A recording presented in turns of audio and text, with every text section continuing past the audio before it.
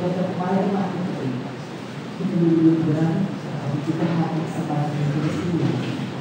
Ngayon, ito sa kanila. Ang kapatida sa ating pagkakaan ng mga kasalulit para medyo mahirap. Natuwagan ito sa sasya. Kasi kayo dito.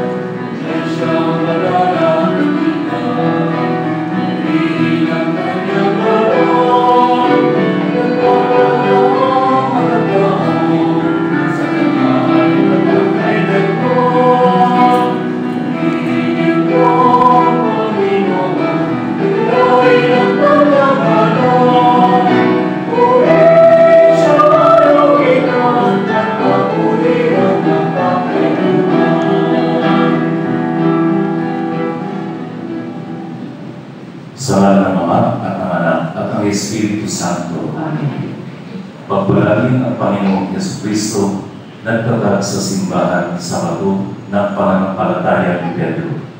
Ang kanyang biyaya at kapayapaan ay sumayin ng lahat. Natitipon upang mag-alay ng Eucharistia at tanggapin ang tinapay ng buhay.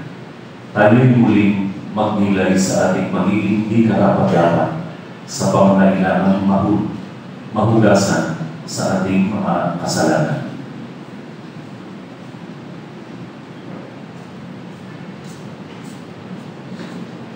Ikaw si Kristo, ang anak ng Diyos na buhay.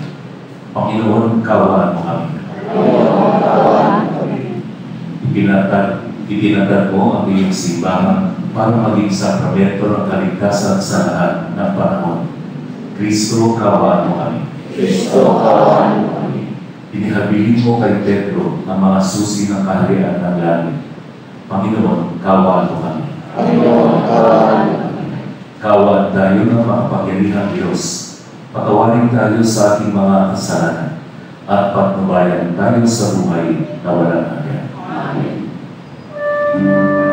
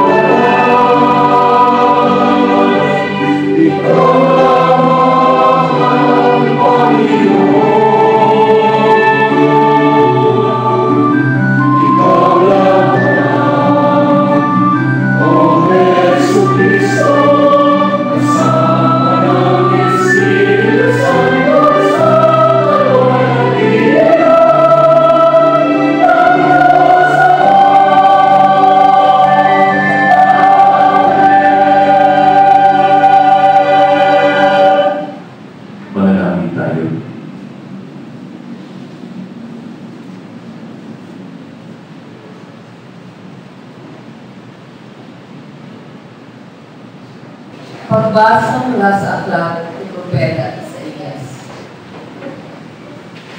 Sinabi ng Panginoon kay Sabnang katiwala sa palasyo, aalisin kita sa iyong katungkulan at palalayasin sa iyong kinalalagyan.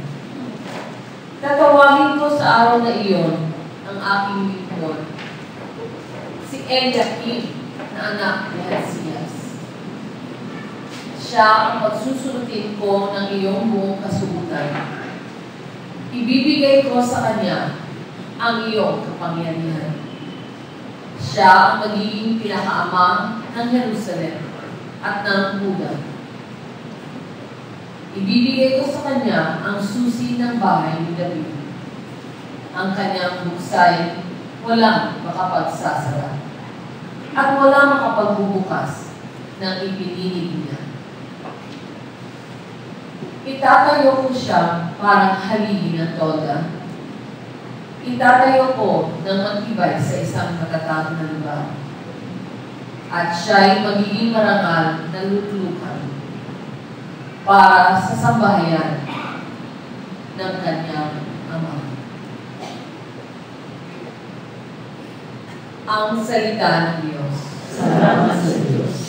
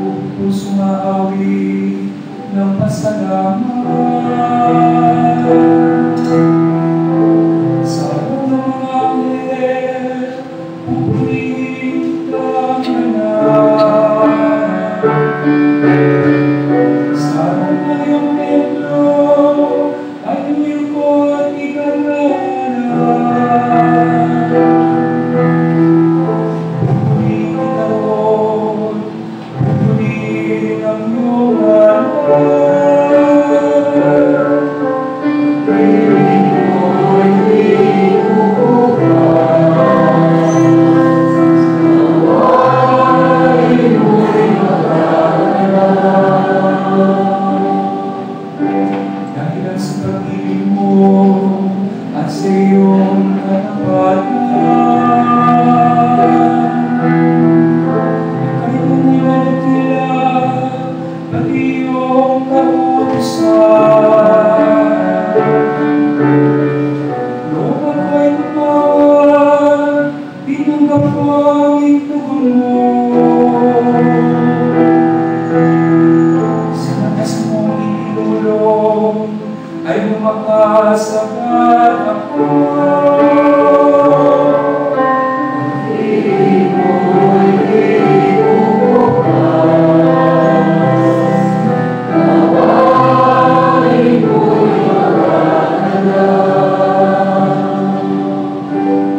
Dakilang kong Diyos, mahaliyang mahirap. Kung pinakita niya, iyong hambog at pasikat. Ang kanilang ito, kung ang pag-ibig mo'y di ko upras. At ang mga simulang kamay mo'y magaganap.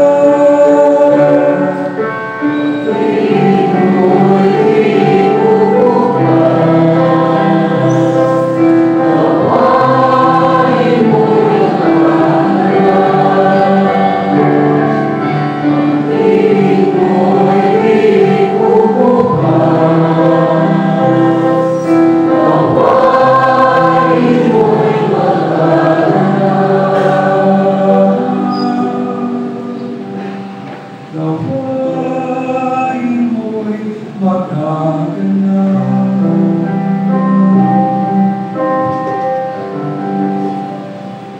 Pagbasa mula sa sulat ni Apostol San Pablo sa mga taga-Roma. Napakasagana ng kayamanan ng Diyos. Di matarok ang kayamanan, karunungan at kaalaman ng Diyos. Hindi malilip ang kanyang mga panukala at pamamaraan. Gaya ng nasusulat, sapagkat sino ang nakaalam sa pag-iisip ng Panginoon o sino ang naging tagapayo niya? Sino ang nakapagkaloob ng anuman sa Diyos para sa namay gantimpalaan? Sapagkat mula sa Kanya at sa pamamagitan niya at sa Kanya ang lahat ng bagay. Sa Kanya ang karangalan, magpakailanman. Amen. Ang salita ng Diyos. Salamat sa Diyos. Pagsikalimitan. Alleluia.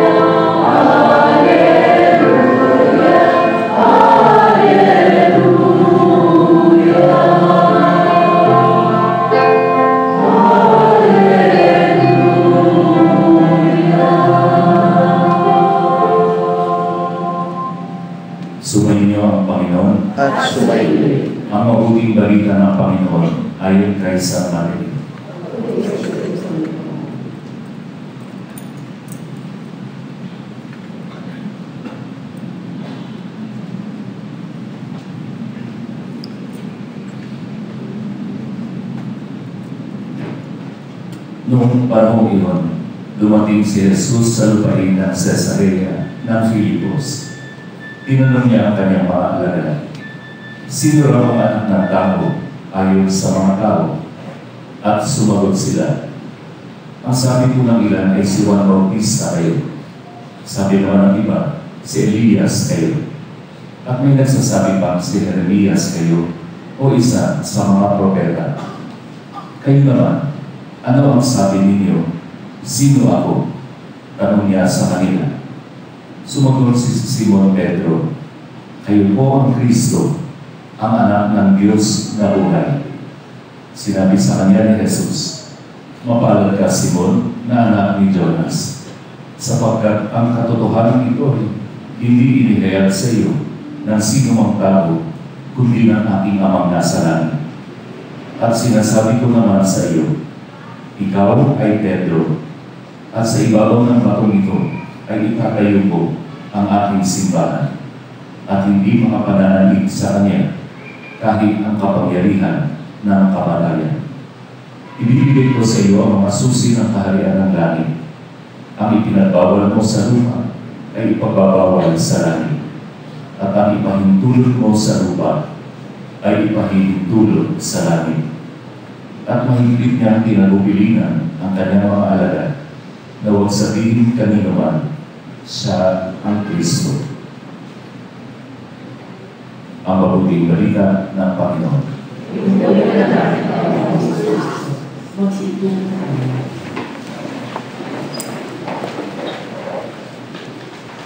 Ang santo na inilulok pa lamang sa altar at hanay ng mga banal na si Juan ika-23, Pope John XXIII, ay naging santo papa sa panahon ng mga krisis.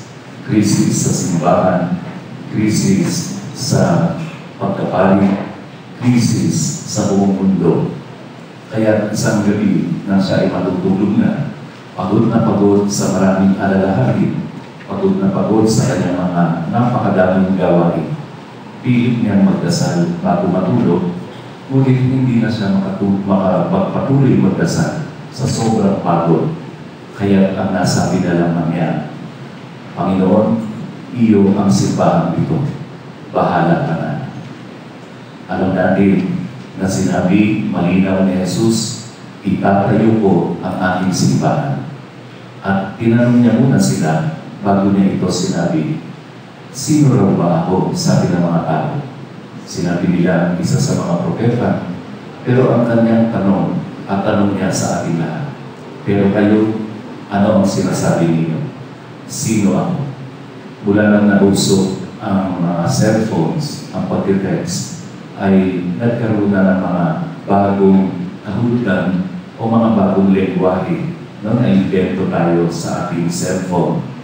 Kung minsan, pag mayroong magte-text sa'yo at lumabas lamang yung numero, walang pangalan, automatic ang tanong sa'yo, "Who you?"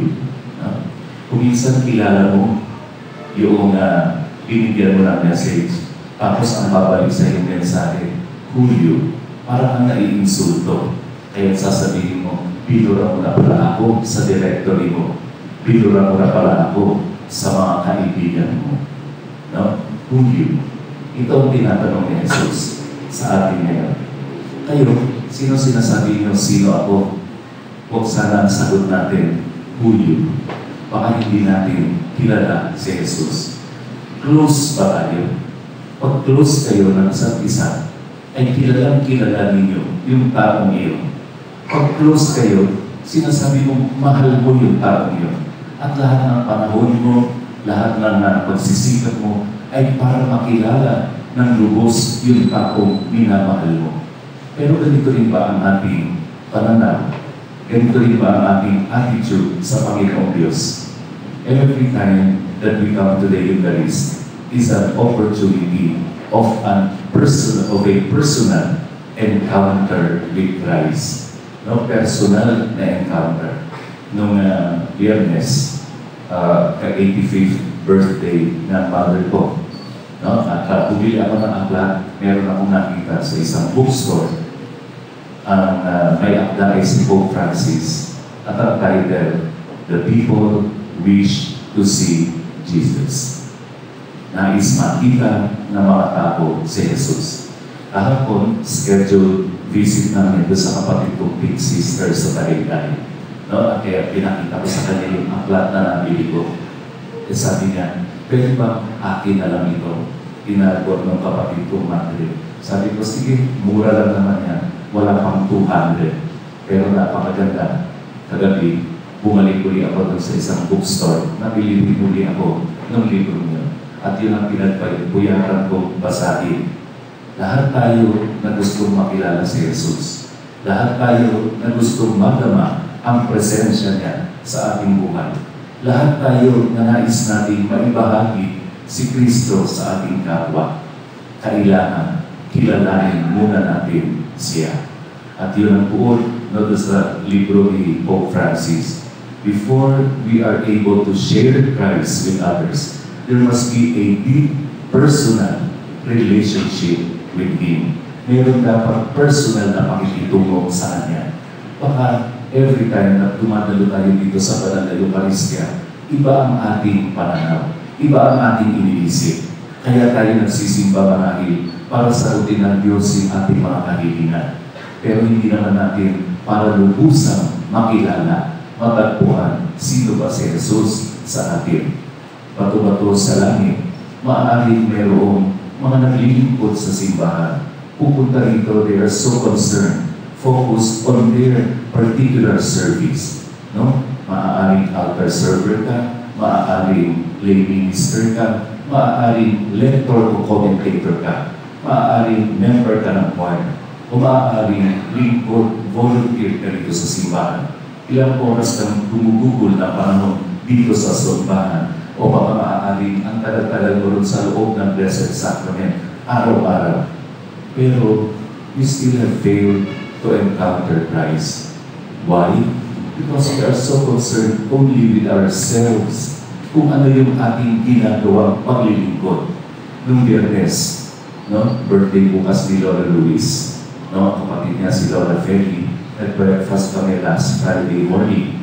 Kasama namin si Father Matthew. Sabi ni Lola Luis, alam mo, Father Matthew, sa dami ng ginagawa mo, paglilingkod, no, para sa mga kabataan na walang tahanan, ay magiging santo ka na. And Father Matthew answered, you do not become a saint by what you do. You become a saint by who you are. Nagiging santo ka hindi dahil sa mga ginagawa mo, pero kung sino ka, kung ano ang pagkatao mo, kung ano ang nasa iyong kalooban. At ito ang hamon sa ating lahat ngayon. Kilala ba natin si Jesus?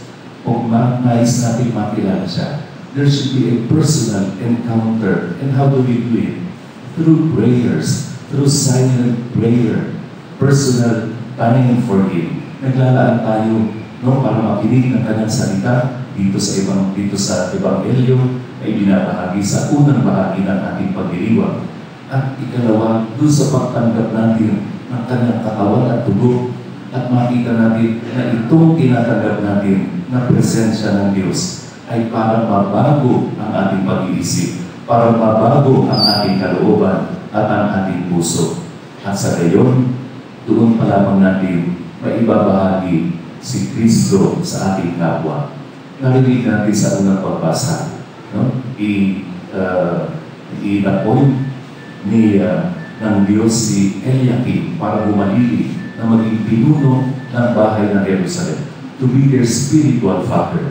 No? The prophet Isaiah came 2 centuries after King David. Kaya merong salin, no? Anong ating Santo Papa. At narinig din natin sa Ebanghelyo, no? Ang pagbibigay ng kapangyarihan kay Pedro, ang pagbibigay ng susi ng kaharian ng langit, ay ang pagbibigay ng kapangyarihan, no?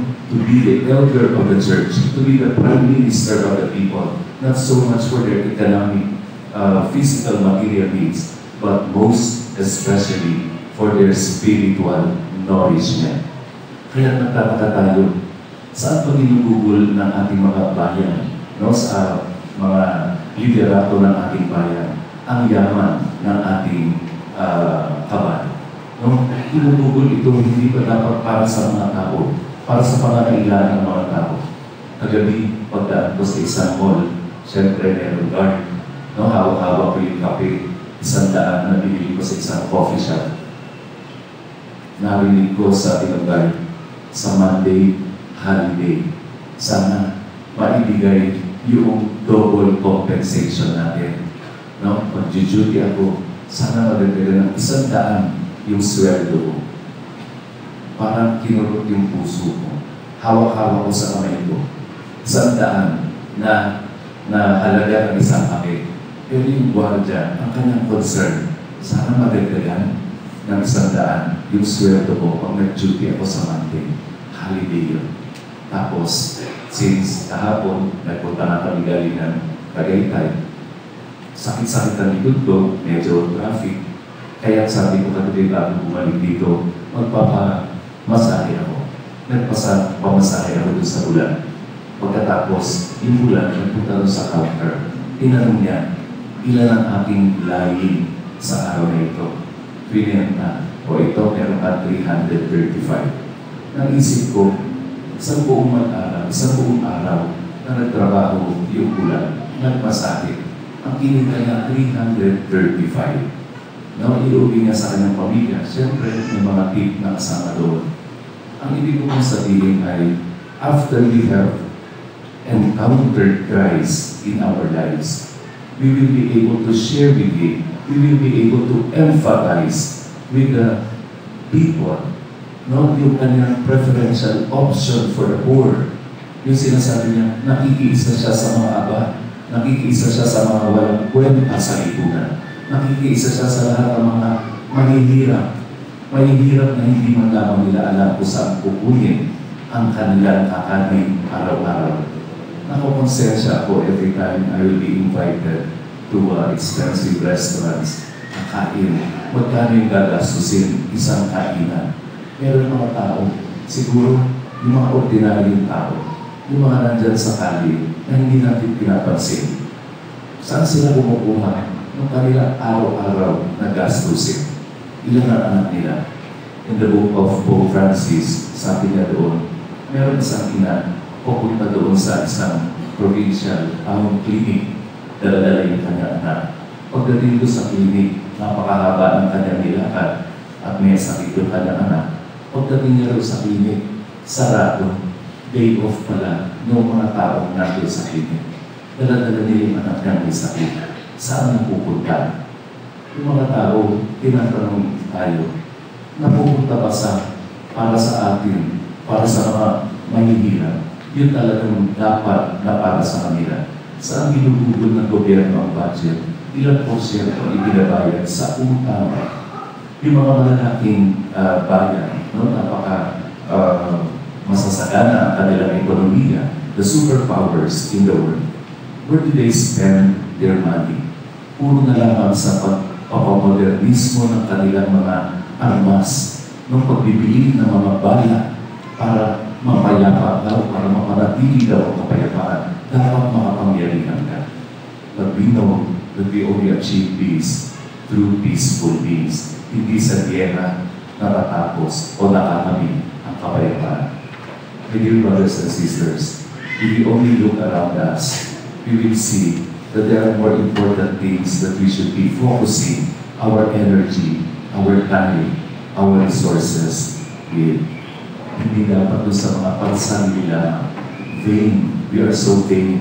This world is so vain. We only take into consideration the outward appearances of people. Kaya saan tayo nagbibigay ng concern, ng focus kung paano tayo nakikita na bumabata, gumaganda, kumikinis ang kutis, pumuputi tayo. Pero hindi naman natin pinapansin ang ating kalooban. The Word of God must disturb each and everyone who has encountered Christ. And as Archbishop Sofia said, one who has encountered Christ will never be the same again. Amen. Hallelujah.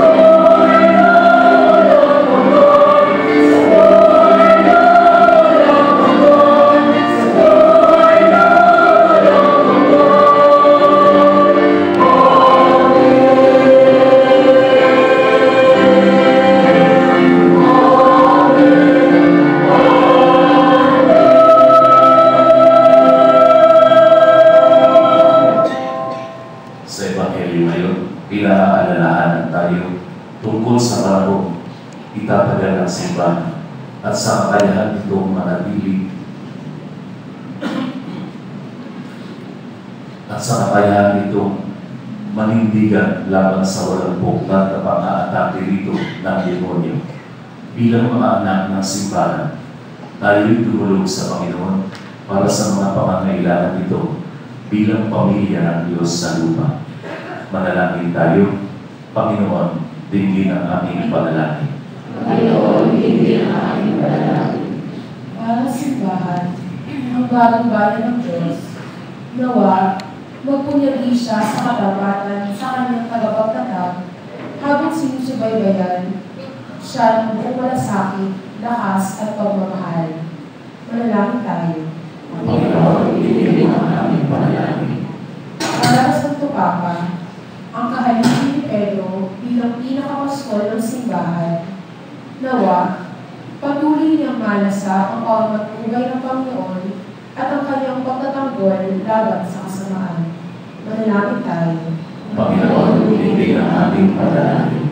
Para sa mga obispo, ating pura paroko at lahat ng iba pang pinuno ng simbahan, nawa, patnubayan nila ang kawan ng Diyos sa ulirang katapatan sa dakilang pinuno upang maging inspirasyon at pagpasigla natin. Manalangin tayo. Panginoon, hindi ang aming panalangin. Para sa ating mga pinunong pambayan at mga nanunungkulan, nawa, itaguyod nila ang kapakanan ng mga tao sa pamamagitan ng katarungang mga batas. Manalangin tayo. Panginoon, hindi ang aming panalangin. Para sa kabataan ng daigdig, lalo na para sa mga nagdarao sa mga material at moral na pangangailangan, nawa, ang simbahan ay maging patnubay nila at tagapagsulong ng kanilang kapakanan. Manalangin tayo. Panginoon, hindi ang aming panalangin. Tinig natin ipanalangin ang ating sarili-sariling daigdig.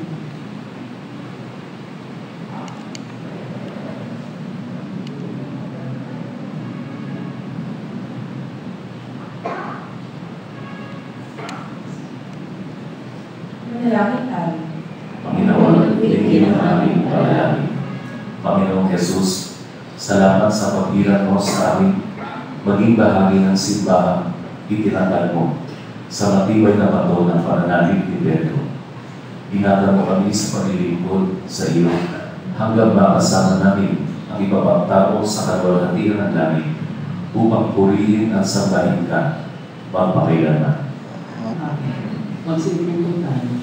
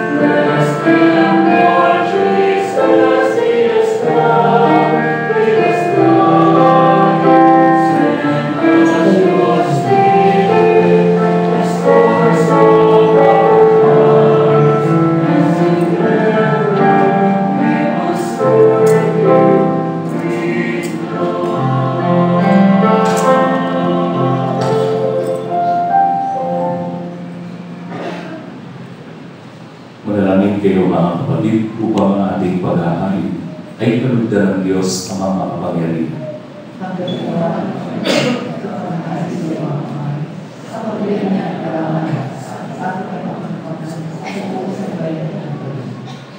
Ama naming lumikha, pinagkabit mo kami ng iyong pagkuko, pakundangan sa isang pampalalian paghahandog. Kaya sa iyong sambayanan ay iyong ipagkaloob ang pagkakaisa at kapayapaang nagbubuklod, bunga ng aming mga alay na iyong ikinalulugod. Sa pamamagitan ni Jesucristo, kasama ng Espiritu Santo, magpa sa walang hanggan. Sumayin niyo ang Panginoon. Sumayin. Itaas sa Diyos ang iyong puso at diwa. Itaas namin sa Panginoon. Pasalamatan natin ang Panginoong ating Diyos. Ama naming makapangyarihan, tunay na marapan na ikaw ay aming pasalamatan. Kahit na ikaw ay pinagtaksilan ng sangkatauhan, ikaw ay patuloy pa rin sa iyong pagmamahal. Ikaw na ang nagpuno sa aming pagkukulang. Ikaw pa rin ang nagsugo ng tutubos sa tanan. Ang sugo mong anak ay naging di na iba sa amin. Bagamat di niya tinularan ang aming pagkamasuwali, niloob mo ito upang iyong mamalas sa aming pagkatao ang giliw mong anak. At kami tunghayan mo may pag-ibig na tulad ng pagtatangi mo sa Kanya ng higit sa lahat. Ang katapatan niya sa iyong walang mali ay nagpapanumbalik na muli sa amin ng iyong kasiyahan, ng iyong pagtingin na aming ibinaksi nung ikaw ay aming suway. Kaya kaisa ng mga anghel na nagsisiawit ng pahuri sa iyo nang walang humbay sa kalamitan, kami nagbubuli sa iyong kalabihan.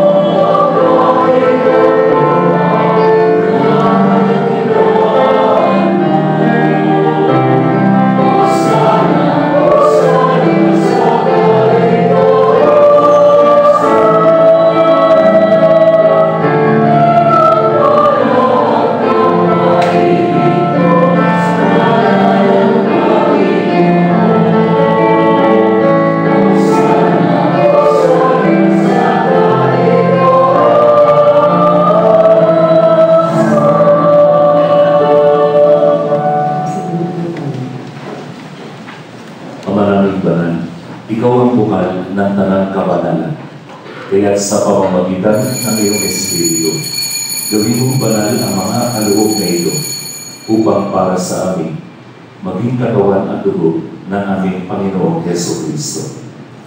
Bago niya ipinagkaloob, pinagtiis ang pusang loob na maging handog. Ginawa kanya ang tinapay. Pinasalamatan kanya. Pinaghati-hati niya iyon. Pinabot sa kanyang mga alagad at sinabi, tanggapin ninyong lahat ito at kanin. Ito ang aking katawan na ihahandog para sa inyo.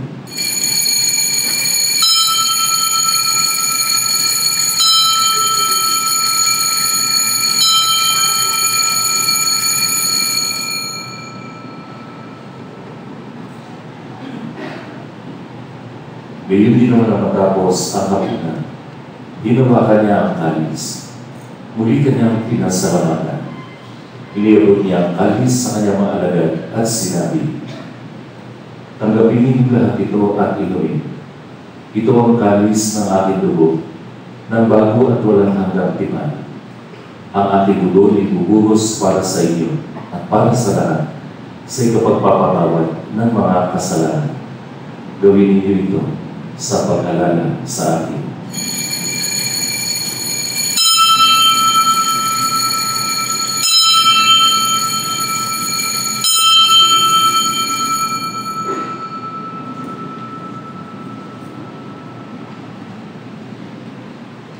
Magsikalitan tayo. Ang misteryo ng pananampalataya. Amen.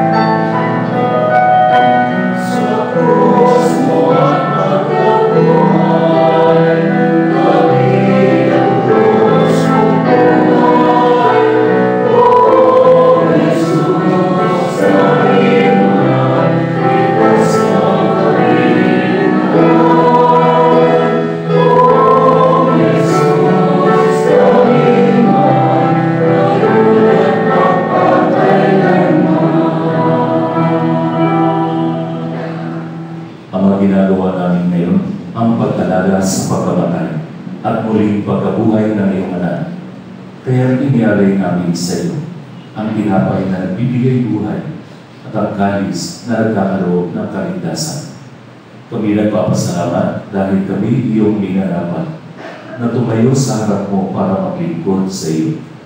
Isinasamo namin kami magsasalo-salo sa katawan at dugo ni Kristo ay mabuklod sa pagkakaisa sa pamamagitan ng Espiritu Santo. Amanin natin mo ang iyong simbahan laganap sa buong daigdig. Puspusin mo kami sa pag-ibig kay San Francisco naming Papa at ni Luis Antonio naming Obispo at ng Tamang Kaparian. Alalahanin mo rin ang mga kapatid naming nahimlay na may pag-asa sila'y muling mabubuhay, gayon din ang lahat ng mga pumalang. Kaawaan mo sila at patuloyin sa iyong kaliwanagan. Kaawaan mo at pakindapatin kaming lahat na makasalo sa iyong buhay na walang wakas. Kaysa naman ng Birhen Maria na ina ng Diyos, ng kabiyak ng puso niya si San Jose, kaysa ng mga apostol at ng lahat ng mga banal na namuhay dito sa daigdig ng kalugod-lugod sa iyo. May pagdiwang gawa namin ang pagpupuri sa ikararangal mo sa pamamagitan ng iyong anak na aming Panginoong Yesu Cristo. Sa pamamagitan ni Cristo, kasama niya at sa Kanya, ang lahat ng parangal at papuri ay sa iyo, Diyos amang makapangyarihan, kasama ng Espiritu Santo, magpasawalan hanggan.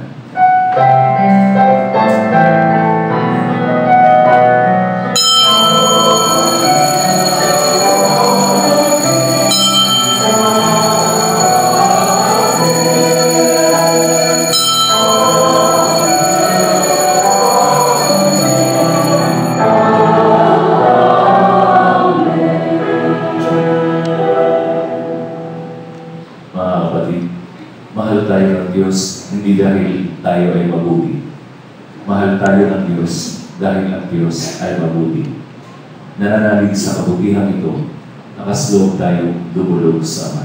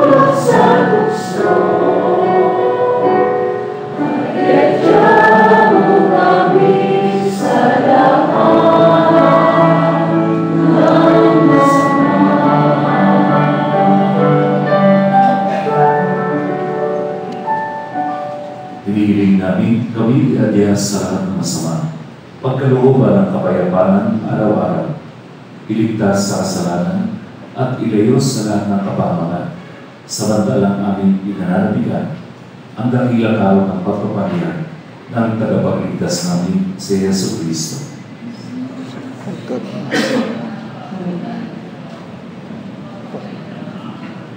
Panginoong Yesu Cristo, sinabi mo sa iyong mga apostol, kapayapaan ang iniiwan ko sa iyo.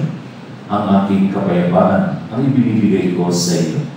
Tunghayan mo ang aming pananampalataya at huwag ang aming napakarami uli-uli na pagkakasala, pagkalooban ng amin ng kapayapaan, at pagkakaisa ayon sa iyong kalooban, kasama ng Espiritu Santo, magpa sa walang hanggan. Amen. Ang kapayapaan ng Panginoon ay laging sumainyo. At sumayin. Ibahagi natin ang kapayapaan ni Kristo sa ating kapwa.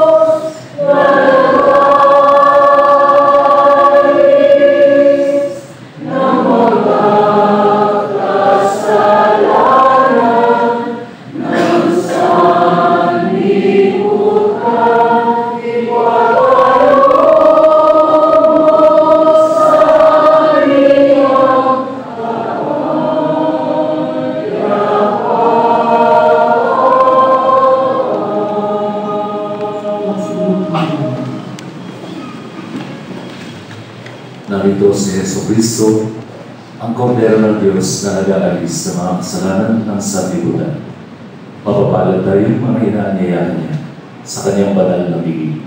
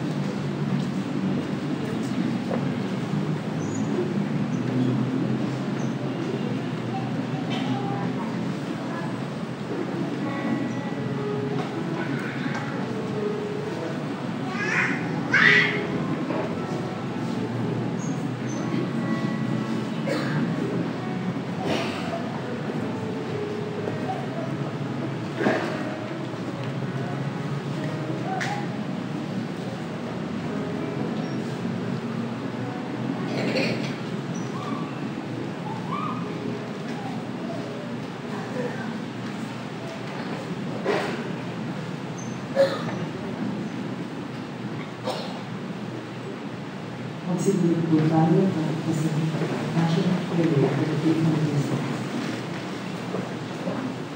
God of mercy and compassion, we come to you now and lift up to you our nation as we prepare for the apostolic visit of Pope Francis.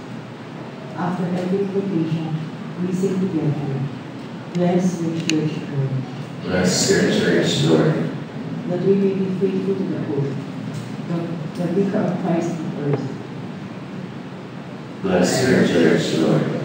That we may be eager to listen to Pope Francis. Bless your church, Lord.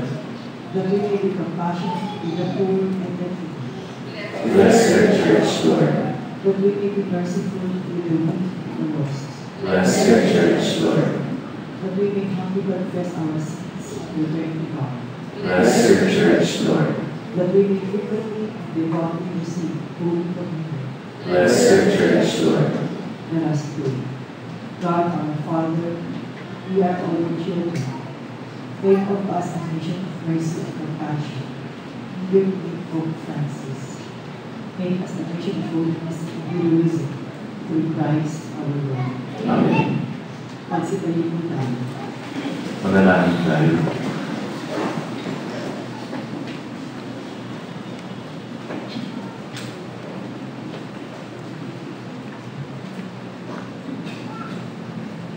Ama naming mapagmahal, lubusin mo sa amin ang kagalingang bigay ng iyong pag-ibig na ngayon pinagdiriwang at kami naway magkaroon ng ganap na kaunlaran upang sa lahat ng aming pinagkakaabalahan, ikaw ay aming mabigyan kasiyahan sa pamamagitan ni Jesucristo kasama ng Espiritu Santo magpasawalang hanggan. Amen.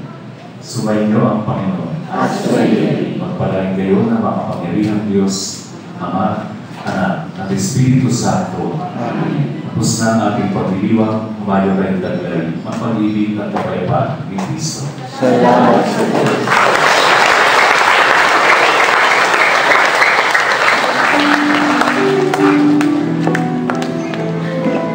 Yes,